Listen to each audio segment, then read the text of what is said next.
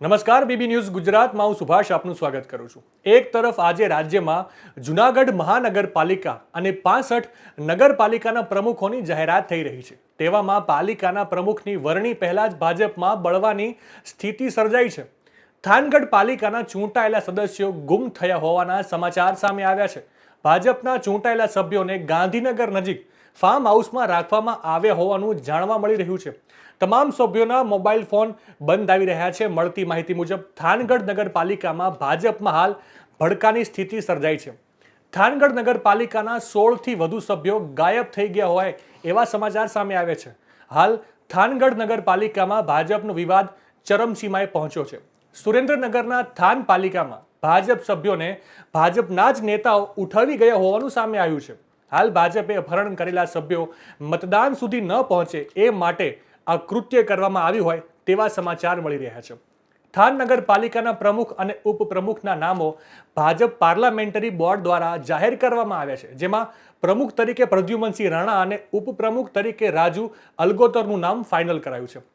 ભાજપ નગરપાલિકાના સભ્યો ગુમ થયા છે, છતાં પણ પાર્લામેન્ટરી બોર્ડ દ્વારા પ્રમુખ અને ઉપપ્રમુખની જાહેરાત કરાઈ છે। ત્યારે ભાજપના ગુમ થયેલા સભ્યોને લઈને રાજુ કરપડાનો નવો ધડાકો સામે આવ્યો છે। સાંભળીએ રાજુ કરપડાને। નમસ્કાર, હું રાજુ કરપડા। અત્યારે જે એક સમાચાર મળ્યા છે, આજે 5 માર્ચ અને બપોરના 2:50 જે સમાચાર મળ્યા છે, તો થાનગઢ નગરપાલિકાની ચૂંટણીમાં જે ચૂંટાયેલા ભાજપના સભ્યો છે, આ સભ્યોને ક્યાંક ને ક્યાંક ગોધી રાખવાના સમાચાર મળ્યા છે। અત્યારે અમને 3 નંબરના વોર્ડમાંથી જે ચૂંટાયેલા છે લીલાબેન રામજીભાઈ ચાવડા, એમના સમાચાર મળ્યા છે કે સુરેન્દ્રનગર આવતાની સાથે ટૂંકમાં અમદાવાદથી જ્યારે થાન જઈ રહ્યા હતા ત્યારે એમને સુરેન્દ્રનગર નજીક દેદાદરાના બોર્ડ પાસે રોકવામાં આવ્યા છે। એમના દ્વારા જે કહેવામાં આવ્યું છે, ટેલિફોનિક અમોને જે જાણ કરવામાં આવી છે એ મુજબ પોલીસ દ્વારા રોકવામાં આવ્યા છે। આ પોલીસના કપડાં હોય એવા કપડાં પહેરીને જે લોકોએ એમને રોક્યા છે એ લોકો પોતે પોલીસ હોવાની ઓળખ આપે છે, અને થાનગઢમાં આજે પ્રમુખનું વોટિંગ પૂરું થઈ જાય ત્યાર પછી જ તમને અહીંયાથી જવા દેવામાં આવ્યું છે, આવું કહેવામાં આવી રહ્યું છે।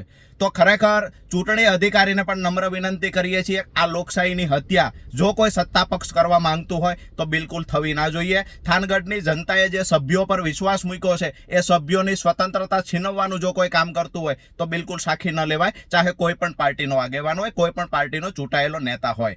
આજે લીલાબેનનું કહેવું છે એ મુજબ ઘણા બધા સભ્યોને ગોધી રાખવામાં આવ્યા છે, એટલે મતદાનનો સમય થાનગઢમાં પૂર્ણ થઈ જાય ત્યાર પછી જ ત્યાં જવા દેવામાં આવશે આવી વાત કહેવામાં આવે છે। અને એનકેન પ્રકારે મનમાની કરી અને કોઈને પ્રમુખ બનાવી દેવા માટે થઈ અને સમય પસાર કરાવવામાં આવી રહ્યો છે। સભ્યોના વોટિંગ મત લેવામાં આવતા નથી, સભ્યો ગેરહાજર રહે એટલા માટે થઈ અને જાણી જોઈને ગોધી રાખવામાં આવ્યા હોય આવા સભ્યોનો આક્ષેપ છે। ખરેખર આનાથી દુઃખદ બાબત સુરેન્દ્રનગર જિલ્લા માટે અને લોકશાહી દેશ માટે બીજી કોઈ ના હોઈ શકે।